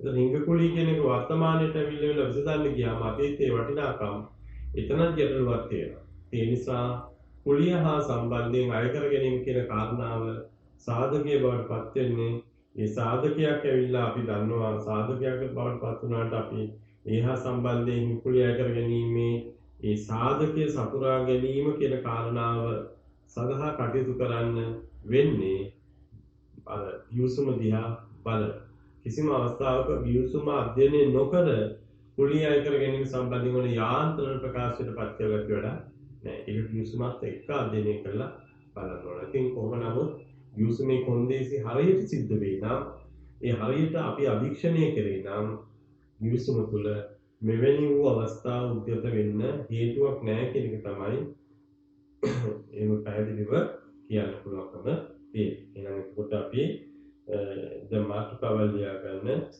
කුලිය අයවීම මාතෘකාව ලියා ගන්න කුලිය අයවීම. පළාත්පාල ආයතනයේ සමග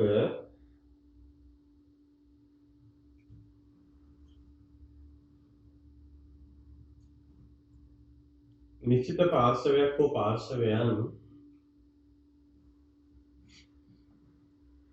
ඇති කරගන්නට යෙදී ඇති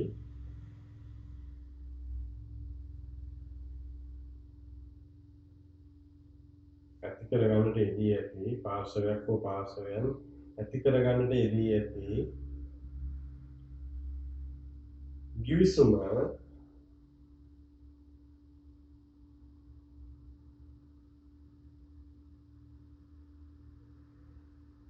කරගන්නට යෙදී ඇති ගිවිසුම කුලිය අය කර ගැනීම සම්බන්ධයෙන් තීරණාත්මක සාධකීය වනු ඇත.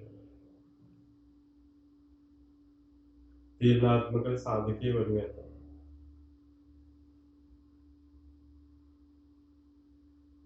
වෙනම වාහන ක්‍රමයන් ගිවිසුම් පිළිබඳ සාකච්ඡා කිරීමේදී මෙය වඩාත් පැහැදිලි කරනු ඇත කියලා. ගිවිසුම් පිළිබඳ සාකච්ඡා කිරීමේදී වඩාත් පැහැදිලි කරනු ඇත. තීරණාත්මක සාධකීය වනු ඇත කියලා නේද? හරි. යම් ගිවිසුමක් යටතේ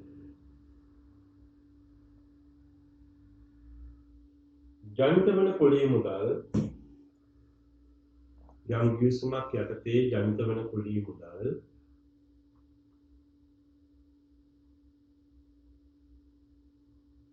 ජනිත වන කුලිය මුදල්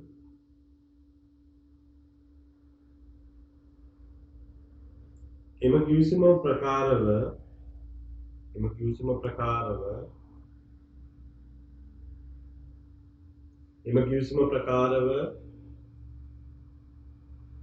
නොගෙවනු ලබයි නම්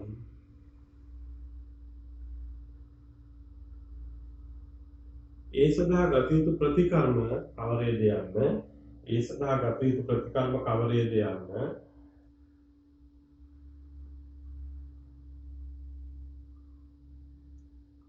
ගිවිසුම ආශ්‍රයෙන් නිරීක්ෂණය කළ යුතු වේ. ගිවිසුම ආශ්‍රයෙන් නිරීක්ෂණය කළ යුතු වේ. ගිවිසුම ආශ්‍රයෙන් නිරීක්ෂණය කළ යුතු වේ.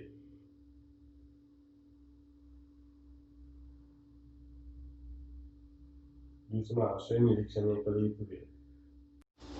හරි. දැන් එතකොට එහෙනම් ගිවිසුමක් ආශ්‍රයෙන් කුලිය විසඳ ගන්න ආකාරය පැහැදිලි කරගත්තා. ගිවිසුමකට අනුකූලව කුලිය අයවීම විය යුතුයි. අය නොවනවා නම් අය නොවීම සම්බන්ධයෙන් ගත යුතු ක්‍රියාමාර්ගත් ගිවිසුම අනුවම විසදිය යුතුයි කියන එකයි එතනදී පැහැදිලි කරගත්තේ. ඉතින් එතනදී දැන් ඔය කුලිය විශාල වශයෙන් අද වෙනකොට එකතු වෙවි යන ක්‍රියාවරකට කරුණු යෙදෙන්නේ සමහර අවස්ථා තුළ ගිවිසුම්ගත පාර්ශවයේ ගිවිසුමේ තියෙන කොන්දේසි වලට එකඟ නොවි ක්‍රියාත්මක වීම තුළ. දැන් උදාහරණයක් ඇරෙද්දී අපි පැහැදිලි කරගත්තොත් දැන් යම්කිසි දේපල හා නිශ්චල දේපලක් හා සම්බන්ධයෙන් ඇති කරගන්න ගිවිසුම් වලනේ මේ ප්‍රධාන වශයෙන් ඔය කුලිය හිඟ හිටින්නේ බදු ගිවිසුම් වල නැත්නම් කුලිය ගිවිසුම් වල. බදු ගිවිසුම් වල කුලිය ඇයි හිඟ හිටින්නේ? දැන් බදු ගිවිසුම් වල විතක සමහර අවස්ථා තුල ඇති කියලා වසර 3කින් හෝ වසර 5කින් මේ කුලිය ප්‍රතිශෝධිත වෙනවයි කියලා කොන්දේසියක් ඇති. හැබැයි සමහර අවස්ථා තුල වසර 5ක් ගත වෙන මොහොතේ ප්‍රතිශෝධිත කුලිය කුමක්ද කියලා කියන්නේ සමහරවිට අපපාර්ශවයේ කියන්නේ පළත්පාන ආයතනයේ පැත්තෙන් අසමත් වෙනවා.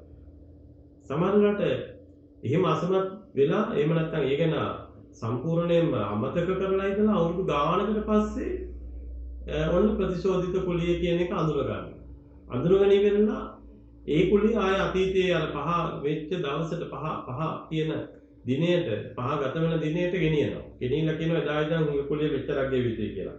ඒතර මේ වගේ දේවල් ඇත්ත වශයෙන්ම දැන් අපි යමක් කරනවයි කියලා කිව්වනම් අවුරුදු 5ක් යනකොට අපිත් ඒ දේ කරන්න ඕන.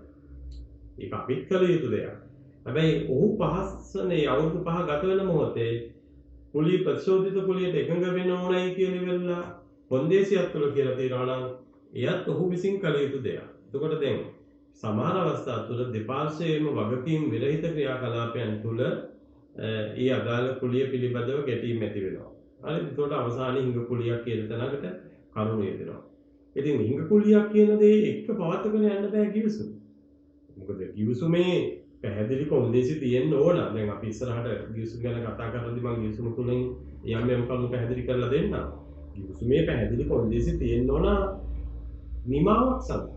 ඒ කියන්නේ එහෙම කොන්දේසි උල්ලංඝනය කරමින් නමුත් පැවැත්මක් නැහැ. කොන්දේසි උල්ලංඝනය කරමින් පැවැත්මක් නැහැ ගිවිසුමක් තුළ. තියෙන්න බෑ. පැවැත්මක් නැහැ නෙමේ පැවැත්මක් තියෙන්න බෑ. ඉතින් එතකොට මේ ගිවිසුමේ කොන්දේසි ආශ්‍රයෙන් කොන්දේසි ගැන සැලකිලිමත් වෙමින් අවදියෙන් අවබෝධයෙන් ගිවිසුම පවත්වාගෙන යාම සිද්ධ වෙනවා නම් ඔය කියන ආකාරයට කුලිය කියන එක පිළිබඳව විශාල වශයෙන් ගැටලු කාරණා පැනනගින්න හේතුවක් නැහැ කියන එකයි මේ තරම්ම කියන්නේ. තේරුණාද? ඉතින් ගිවිසුම තුලින් ඒ විසඳ ගන්න ඕන. මොකද ගිවිසුමෙන් පැනනගින්න ප්‍රශ්නයක් ගිවිසුම තුලින් විසඳනවා මිසක් බාහිරින් ඒකට කරුණු ගන්න බෑ.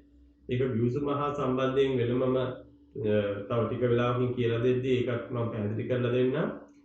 අර සාමාන්‍ය කියන්නේ ඒ කියන්නේ ගිවිසුම තමයි ගිවිසුමට අදාළ කරුණු පාලනය කරන ආසන්නතම නීතිය කියන්නේ. ඒක ඒ තුලින් විසඳ ගන්න ඕන. ඒ තුලින් ඒ කරුණු අඳුර ගන්න ඕන. ඒ තැනට යන්න ඕන. එතකොට තමයි කුලිය පිළිබඳ කාරණාව විසඳා ගැනීම පිළිබඳව ගැටලුවකින් තොරව හැකියාව තියෙන්නේ. එහෙම නැත්නම් දැන් හිඟ වෙන මුදල අය කර ගැනීම සඳහා ගිවිසුම තුළ සාර්ථක ඇපයක් තියෙනවා එක්කෝ. ඒකෙන් අපි හිලව් කරගන්නවා. ඒ හිලව් වෙනකොටත් එහා යන කුලී මුදලක් ගණිත නොවී තියෙන තැනට අපි ගිවිසුම සමාප්ති කරන්න ඕන. ඉතින් ඒ වගේ දේවල් පිළිබඳව පළාත් පාලන ආයතන උනන්දුවක් නැහැ වාගේ තමයි පේන්නේ. ඒ නිසා අද වෙලා තියෙන්නේ සමාන අවස්ථා තුළ ගිවිසුම තුළ අසාර්ථකත්වයක් සඳහා කරුණු භුක්ති විඳින්න වෙනවා පළාත් පාලන ආයතනයේ පැත්තෙන්. ඒ විය යුතු දෙයක් නෙමෙයි. නමුත් සිද්ධ වෙන්නේ ඒ දේ. මොකද ඒකට හේතු වෙලා තියෙන්නේ අර ආයතනික වශයෙන් තියෙනා වූ දුර්වලතාවයන් කියන එක තමයි අපිට පහසුවෙන් නිරීක්ෂණය වෙන්නේ. හරි. පොඩි සටහනක් ලියා ගන්න. තව ඒත ආකාරයට ගිවිසුමක් මත හටගන්නා වූ කුලී මුදල් නිසියාකාරව අය නොවේ නම්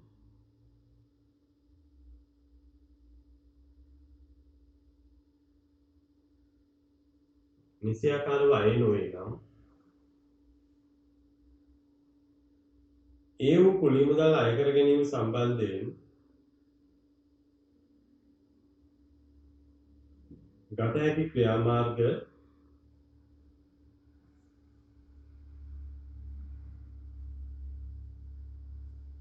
ගිවිසුම තුළින්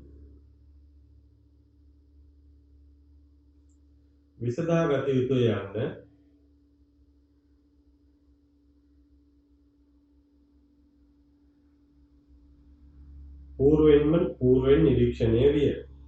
පූර්වෙන් නිරීක්ෂණය විය. එසේනම් ඒ සඳහා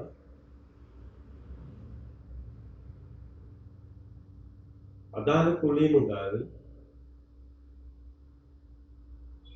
සියලු ආකාරයෙන්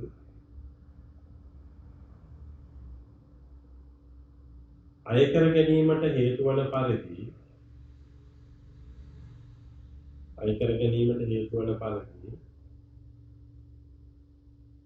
සාර්ථක කොන්දේසි ගිවිසුමට ඇතුළත් වී තිබීම අත්‍යවශ්‍ය කරුණකි. එලෙස සාර්ථක කොන්දේසි ගිවිසුමට ඇතුළත් කර ගැනීමේලා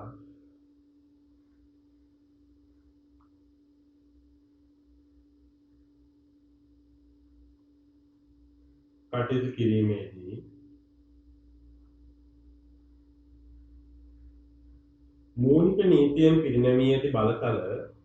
මූලික නීතියෙන් පිරිනැමී ඇති බලතල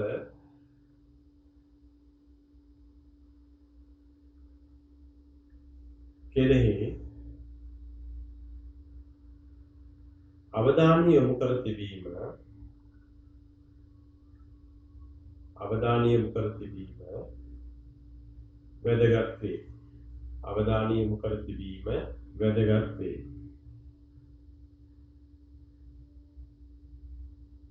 අවධානය යොමු කර තිබීම වැදගත් වේ.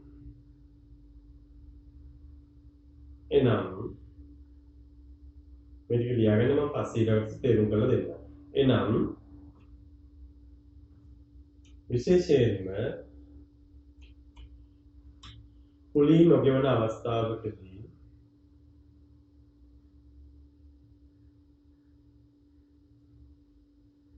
බද්ධ අවසන් කිරීම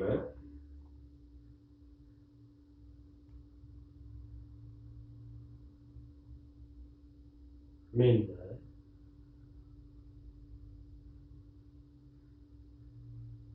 චංචල දේපල තහනමට ගැනීම වැනි චංචල දේපල තහනමට ගැනීම වැනි පියවර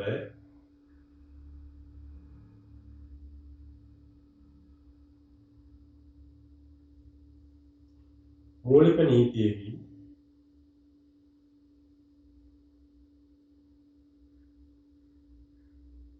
විස්තර වී පවතී. එලෙස මූලික නීතියෙහි විස්තර කරන කරුණු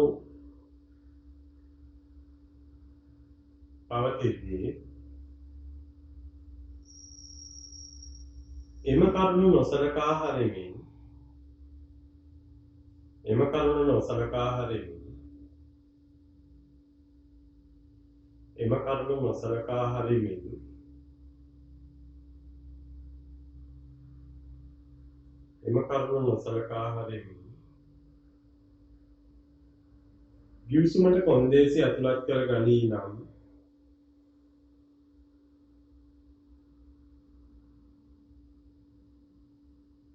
ඒ තුළ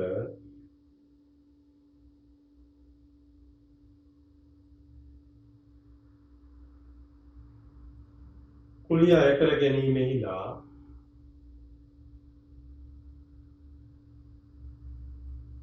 අසාර්ථකත්වයකට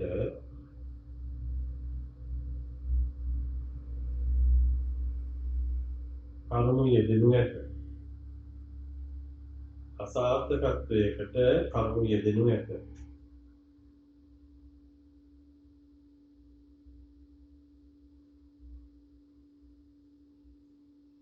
එබැවින්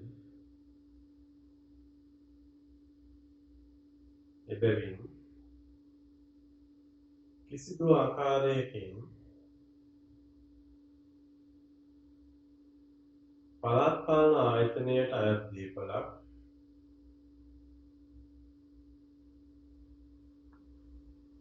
දෙවන පාර්ශවයක් විසින් පරිහරණයේදී දෙවන පාර්ශවයක් විසින් පරිහරණයේදී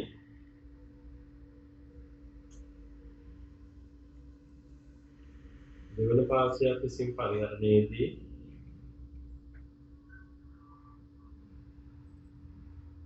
අත්නෝමතික පරිහරණයකට කරුණු නොයෙදෙන පරිදි අත්නෝමතික පරිහරණයකට කරුණු නොයෙදෙන පරිදි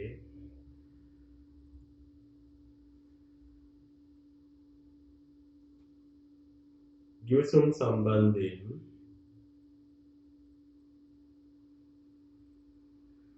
සැලකිල්ලට ගත යුතු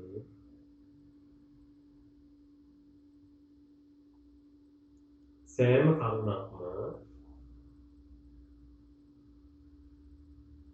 සැලකිල්ලටගෙන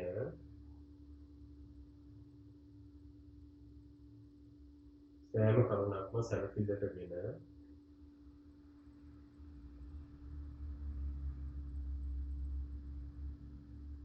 සෑම කරුණක්ම සැලකිල්ලටගෙන අදාළ ගිවිසුම් සකස් කර ගැනීමට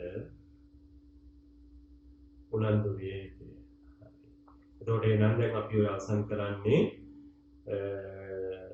කුලී කියන පාඩමේ කොටසක්. ඒ කියන්නේ ඊට පස්සේ අපි තව යම් වෙලාවක් අරගෙන ඔයගොල්ලන්ට කියලා දෙනවා බලන්නේ ගිවිසුම් හා සම්බන්ධයෙන් ක්‍රියාවලියත් මේකටම අදාළ වෙන නිසා ගිවිසුම් ක්‍රියාවලිය කොයි විදිහටද ගොඩනගෙන්න ඕනේ කියන එක පිළිබඳව ඒ හා සම්බන්ධයෙන් කරුණු අපි සාකච්ඡා කරනවා ඊළඟට. එතකොට දැන් ඔයගොල්ලෝ මෙතනදී අපි අදහස් කළේ පළාත් පාලන ආයතන දීපල කළමනාකරණයේදී ගිවිසුම් ක්‍රියාවලිය තුළින් පැන නගින දෙයක් ඇරෙට ආදායම් විෂයක් ඇරෙට තමයි කුලිය. ඒ දීපල කළමනාකරණයෙහි ආදායම් විෂයක් වෙන කුලිය සේවාවකට බැඳීමක් තියෙන දෙයක්. හැබැයි මේ සේවාවේ තියෙන විශේෂත්වය තමයි ඒ සේවාව නිශ්චිත පාර්ශ්වයක් එක්කයි ගොඩනැගෙන්නේ. ඒ සේවාව පොදුවේ එක් පාර්ශ්වය සමග කාට හෝ පොදුවේ පරිපාලනය කරන සේවාවක් වෙන්නේ නැහැ. පොදුවේ පරිහරණය කළ හැකි සේවාවක් වෙන්නේ නැහැ. ඒ සේවාව අතර බැඳීම තියෙන නිශ්චිත පාර්ශ්වයන් සමගයි. ඒ නිශ්චිත පාර්ශ්වයන් ඒ අදාළ සේවාව සඳහා ඇති කරගන්න ගිවිසුම තමයි කුලිය සඳහා වන පාදම බවට පත් වෙන්නේ. ඉතින් එතකොට මේ කුලිය කියන දේ ගිවිසුම ප්‍රකාරව හට ගන්නවා. ගිවිසුම ප්‍රකාරව ගෙවිය යුතු වෙනවා. නොගෙවනවා නම් ගිවිසුම ප්‍රකාරව ඊට අදාළ ක්‍රියාමාර්ග ගත යුතු වෙනවා. ඒතර හිඟ කුලී කියලා දෙයක් විය හැකි දෙයක් නෙමෙයි. නමුත් සිදු වන දෙයක්. වීමට හේතුව ගිවිසුම අසාර්ථක වීම හා ගිවිසුමේ අසාර්ථක ගිවිසුමක් පවතීම වෙන්න පුළුවන්. එසේ නොමැතිනම් ගිවිසුමේ සාර්ථකත්වයක් තිබුණේ වුවද ක්‍රියාවලිය ගිවිසුම කළමනාකරණය කරද්දී ඒ කළමනාකරන පාර්ශවයේ අසමත් වීම තමයි කුලිය හිඟවීමට හේතුව. එහෙම නැත්නම් කුලිය නිශ්චිතව අයවිය යුතු වෙනවා. අය නොවන අවස්ථාවකදී කුලිය ඒ ගිවිසුමේ සඳහා වන සුරක්ෂණයක් තුළින් හිඟ පියව ගන්න පුළුවන්කම තියෙන්න ඕන. හැබැයි එතනින් එහාට ගිවිසුම સમાપ્ત වෙලා කුලී ජනිත නොවී තියෙන්න ඕන. දැන් අද වෙලා තියෙන්නේ කුලිය හිඟ වෙනවා. හිඟ වෙමින් කුලිය ජනිත වෙමින් ඉදිරියට යනවා. ගිවිසුමත් එලෙසින් පවතිනවා. මේ සියල්ල එකට එකක් සම්බන්ධිතව ඉදිරියට යන්න බෑ. කුලිය ගෙවන්න නැත්නම් ගිවිසුම ඉදිරියට යන්න බෑ දිගින් දිගට. කුලිය ගෙවන්න නැත්නම් ගිවිසුම ටර්මිනේට් වෙන්න ඕන. අවසන් වෙන්න ඕන. දැන් වෙලා තියෙන්නේ කුලිය හිඟවීම නිමා වෙන්නේ නැහැ. ගිවිසුම නිමා වෙන්නේ නැහැ. ඒකෝට කවදාකවත් මේක තුළ අවසානයේ සාර්ථකත්වයකට අපිට යන්න බෑ. අවසානයේ කොහොමත් වැරදිලා ඉවරයි. මොකද හබ කරන්න වෙන කාරණාවක් ඉදිරි කරගෙන තමයි අවසානයේ කරුණු නවතින්නේ. මොකද ඒ තරම්ම විශාල කුලී මුදලක් හිඟ මුදලක් ඇටියට පවතින ආයතන තමයි අපි සාමාන්‍ය පළාත්පාල ආයතන ඇටියට දැක්කාම අපිට පේන්න තියෙන්නේ. ඒකකොට එහෙම වෙන්නේ ඇයි? එහෙම වෙන්නේ සාර්ථකත්වයකට යන්න තරමට ගිවිසුමේ කොන්දේසි නැහැ. නැත්නම් තියෙන කොන්දේසි වල සාර්ථකත්වයට යන්න තරම් අදාළ නිලධාරීන්ට උමනාවක් හා දැනුම නැහැ. ওই දෙකෙන් එකක් හේතු කොටගෙන කුලිය පිළිබඳ කාරණාව ප්‍රශ්නයක් වෙලා තියෙනවා. ඉතින් එතකොට දැන් මේ වන විට පළාත්පාල ආයතනයකට අදාළ වන සියලුම ආදායම් ගැන කතා කරලා සියලුම ආදායම් කියලා කියන වලදී විෂය නිර්දේශයට අදාළ වන ස්වයං උත්පාදිත ආදායම් ටික අපි පළවෙනි දවසේ කිව්වා. අපි මේ මොඩියුල් එක තුළ කතා කරන ආදායම් විෂයන් මොනවද කියන එක. ඒ සියලුම ආදායම් විෂයන් ටික තමයි මේ වෙනකොට කතා කරලා තියෙන්නේ. එතකොට මේ එක ආදායම් විෂයන් වලින් අපි වරිපණම් වලින් පටන් ගත්තා. ඊට පස්සේ අක්කර බද්ද ගැන කතා කළා. ඊට පස්සේ වාහන සත්ත්ව බද්ද, සංවර්ධන නොකළ ඉඩම් මත බද්ද, ඊට පස්සේ කර්මාන්ත බද්ද, ව්‍යාපාර බද්ද, ඊට පස්සේ ඇතැම් ඉඩම් විකිණීම් මත බද්ද, ඊට පස්සේ විනෝද බද්ද, ඊට පස්සේ අපි කතා කළේ ගාස්තු, ආයේ බලපත්‍ර ගාස්තු, ඊට පස්සේ වෙනත් ගාස්තු සහ කුලී කියන තැනට අපි ආවා. ඉතින් ඒ තමයි පළාත්පාල ආයතනයක් විසින් විශේෂයෙන්ම තමන්ගේ මූලික නීතිය සඳහන් විධාන තුළ ඒ ආදායමේ උත්පාදිත ආදායම් ප්‍රභවයන් හුරිට ස්වයං උත්පාදිත ආදායම් ප්‍රභවයන්ට අදාළ කරගෙන ක්‍රියාමාර්ග කියන ආයතනයේ ක්‍රියාකාරීත්වය මත රඳා පවතින මුදල් බවට පත් වෙනවා. තව ආදායම් තියෙන මුද්‍ර ගාස්තු ආදායම් ආදී ඒවා ඇවිල්ලා අපේ පාලනයෙන් ජනිත කරලා දෙන්නේ වල මේ ඉඳන් හෝමාරුම තමයි මුද්‍ර ගාස්තු අපිට ලැබෙන්නේ. ඒ වගේම තමයි උසාවි දර මුදල් ආදී දේවල්. තව පන්තියක තියෙනවා. ඒවා අපේ අරමුදලේ ලැබීම හැටියට තියෙද්දී අපිට ආදායම් හැටියට කතා කරලා තේරුම් ගන්න තියෙන කාරණා ටික අපේ මූලික නීතිය සඳහන් වන විෂයන් යටතේ පළාත්පාල ආයතනයක ක්‍රියාකාරීත්වය තුළ ගොඩනැගෙන ආදායම් විෂයන් යටතේ දෙන විෂයන් ටික තමයි අපිට සාකච්ඡා කරන්න බාර වුණේ. ඒ සාකච්ඡා කරලා තමයි ඒක තමයි අපි මෙතෙක් වෙලා මේ දවස් මේ පැය ගන්න සාකච්ඡා කරලා අවසන් කළේ. ඉතින් එතකොට දැන් එක් ආදායම් විෂය සම්බන්ධයෙන් තියෙන න්‍යායාත්මක කරුණු හා නීතිමය වශයෙන් තියෙන කාරණා ඒ ආයකර ගැනීම සඳහා ගන්න තියෙන ක්‍රියාමාර්ග පිළිබඳව අපි සෑම ආදායම් විෂයකටම අදාළව වෙන වශයෙන් සාකච්ඡා කළා. බදු ගැන වෙනම, ගාස්තු ගැන වෙනම, කුලී ගැන වෙනම අපි වෙනම සාකච්ඡා කළා. ඒකට ඔයාලට මේ සාකච්ඡා ආශ්‍රයෙන් යම් තව තියෙනවා නම් යම් ඒවා බලද්දී යම් ගැටලු සහගත තත්ත්වයන් එහෙම නැත්නම් නිරීක්ෂණය වෙන තව ප්‍රතිස්ථාගත කරුණු තියෙනවා නම් ඉතින් අපිට යම් කිසි විදියකින් පවත්නා තත්ත්වය තුළනේ මේ ආකාරයට මේක අවසන් කරන්න සිද්ධ වෙන්නේ. ඉතින් ඒ නිසා ඒ පිළිබඳව ඔයගොල්ලෝ කොයි හරි කොයිම් හරි වෙලාවක මට කතා කරන්න පුළුවන් වෙලාවක දුරකථනයට කතා කරලා පැහැදිලි කරගන්න අතර කිසිම ප්‍රශ්නයක් නැහැ. ඉතින් මට කතා කරන්න තියෙන වෙලාව හරි අවම වෙන තත්ත්වයක් තියෙනවා. නමුත් ඉතින් ඔයාලා ඒ වෙනුවෙන් කතා කරොත් මම පසු වෙලා හරි ගන්න වෙලාවකට ඒක කතා කරලා එහෙම ගැටලුවක් තියෙනවා නම් ඒ පිළිබඳව පැහැදිලි කර ගැනීම ඔයාලා සතු කාර්යයක් කියලා මම දකිනවා. මොකද දැන් මේ මොඩියුලේ තියෙන වැඩිම බරක් දෙන්න ඕන විශේෂ වලට අපිට මුණ ගැහිලා කතා කරන්න ලැබීම ඒක එක්තරා කාලයක මේ අපිට වාසනාවට හේතුවක්. මොකද පරිපණම් වගේ විෂයක් මෙහෙම කතා කරනට වැඩිය අපිට මුණ ගැහිලා කතා කරන්න අවස්ථාව ලැබුණා. ඒ නිසා වැඩි කාලයක් අරගෙනම මේ පරිපණම් පිළිබඳව තියෙන සියලු න්‍යායාත්මක හා නීතිමය කරුණු අපිට පැහැදිලි කරගන්න අවකාශය ලැබුණා. ඉතින් ඊට පස්සේ අපි සංවර්ධන වලට මත බද්දට එනකොට අපිට මේකෙන් තන්ට ආය යන්න සිදු වුණා. ඉතින් එහෙම තමයි අපි මේ කියන ආදායම් විෂයන් ටික කතා කරේ. ඒකට දැන් අවසාන වශයෙන් කුලී කියන දේ කතා කළාට පස්සේ දැන් අද මේ විතර වෙලා තියෙන්නේ අර කුලී හා සම්බන්ධයෙන් වන කිසිම ක්‍රියාවලියයි ආදායම් ණය කර ගැනීමට අදාළ වන නීතිමය ක්‍රියාවලියයි පැහැදිලි කරගන්න මහේස්ත්‍රාත් අධිකරණ නඩු ක්‍රියාවලිය කොයි විදිහටද ඒ වගේම දිසාධිකරණයකට කුලිය අය කරගන්නවා නම් ගන්න තියෙන නඩු ක්‍රියාවලිය කොහොමද කියන එක. හරි. ඒකට මේ අවසාන වශයෙන් අපි එක සටහනක් ලියලා ඒ පාඩමේ අනාගතයේ තියෙන සම්බන්ධතාවය ඇති කරගමු. ලියාගන්න. කෙසේ වෙතත් පළාත් පාලන ආයතනයකට ගිවිසුමක් මත අයකරගත යුතු හිඟ කුලිය මුදලක් වේ නම්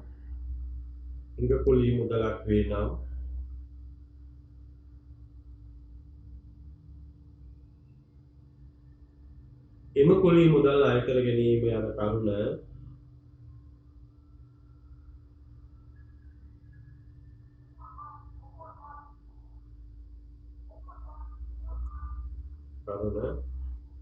අප විසින් විසඳාගත යුත්තේ දිසා අධිකරණයකට යොමු වී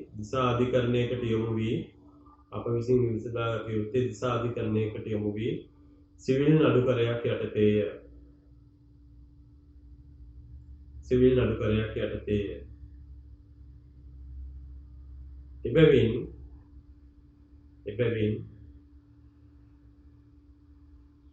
ඒ පිළිබඳව සැලකිලිමත් වී හැකිතාක්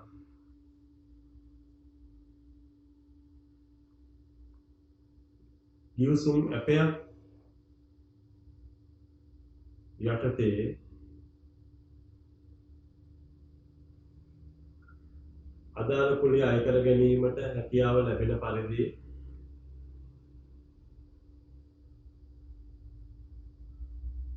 කුලිය මුදල් නොගෙවන ගිවිසුම් සම්බන්ධයෙන්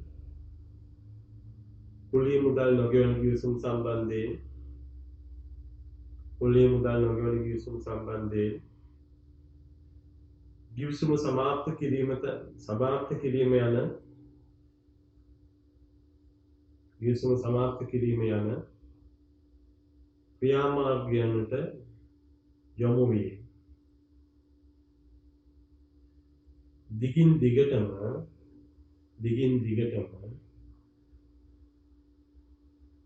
හිඟ කුලිය ඇතිවීම යන්න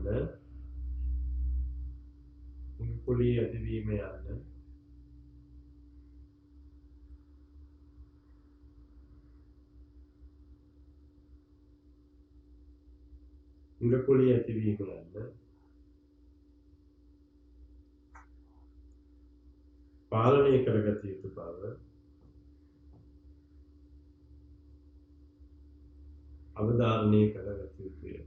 මොකද මම මෙතනදී කිව්වේ ඉස්සරහට අපි කියලා දෙනවා දිසාධිකරණ නඩු ක්‍රියාවලියකින් තමයි හිඟ කුලියක් තිබුණොත් අපිට ඒක අය කරගන්න යොමු වෙන්න වෙන්නේ. ඉතින් දිසාධිකරණ නඩු කටයුත්තක් කියලා කියන්නේ අපිට අර මහේස්ත්‍රාත් අධිකරණයකට ගිහිල්ලා කණු වාර්තාවක් මත කුලිය අය කරගන්න මේ බද්දක් අය කරගන්න ආකාරයට කරන්න පුළුවන් වැඩක් නෙමෙයි.